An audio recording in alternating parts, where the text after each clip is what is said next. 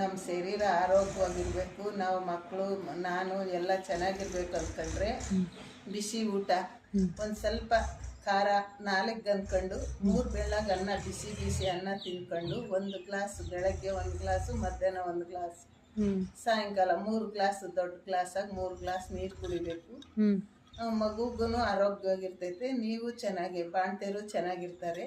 ಅವ್ರಿಗೆ ಊಟ ಏನೇನು ಇಕ್ಬೇಕು ಅಂದರೆ ಬಾಣ್ತಿ ಆದಾಗ ಸಲ್ದಿ ಪದಾರ್ಥ ಏನು ಇಕ್ಬಾರ್ದು. ಅವರೆಕಾಳು, ಅಳಸಂದೆ, ಕುಂಬಳಕಾಯಿ, ಸೋರೆಕಾಯಿ, ಹೀರೆಕಾಯಿ ಇಂಥ ವಸ್ತು ಬಾಣ್ತಿಗೆ ಇಕ್ಬಾರ್ದು.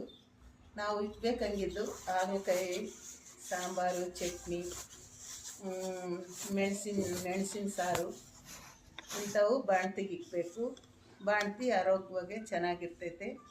ಬೇಳೆ ಸಾರು, ಮೆಂತ್ಯ ಸೊಪ್ಪಿನ ಸಾರು ಇವು ಇಷ್ಟು ಬಾಣ್ತಿಗೆ ಮೇಂಟೈನ್ ಮಾಡಬೇಕು 3 ತಿಂಗಳು ದಾಟೋವರೆಗೂ. ಆಮೇಲೆ 3 ತಿಂಗಳು ದಾಟಿದ ಮೇಲೆ ಒಂದು ಸ್ವಲ್ಪ ಎಲ್ಲ ತಿನ್ಬೋದು. ಅಂದರೆ ಅವಾಗ ಕೂಡ ಚಲ್ದಿ ಪದಾರ್ಥ ಏನು ತಿನ್ಕೊಡ್ದು. ನಡ ನೀಟಾಗಿ ಬಿಗಿಬೇಕು ಅಚ್ಚುಕಟ್ಟಾಗಿರೋಕ್ಕೆ.